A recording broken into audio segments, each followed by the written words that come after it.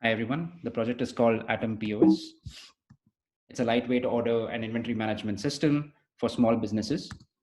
I've taken a hypothetical case of code in place cafe, and it requires 3 data inputs. The first one is the menu. We've got Carol Coffee, Carol Cookies, and Dictapalooza. Second, the data input is the component parts that go into the products. And third is the initial inventory status. I've uploaded these as CSVs, and you start the program, and it gives you this dashboard where you can accept orders from users. You can add to cart, you can confirm on the active cart, you can view some analytics on past orders, and it gives you the inventory status and any action that you need to take. Let's say the user want to place an order for coffee and a couple of cookies. You add them to cart, you can cancel the order or confirm the order. Canceling takes you back.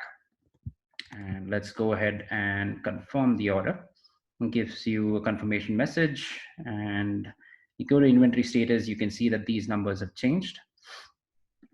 Now let's say a large group of users come in and they place 10 breakfast to cart, and you confirm it. You go back to the main page, you see a couple of items are out of stock. Let's go ahead and see the inventory status. See that orange juice has reached 0, and it's recommending you to replenish. And juice is part of both of these menu items.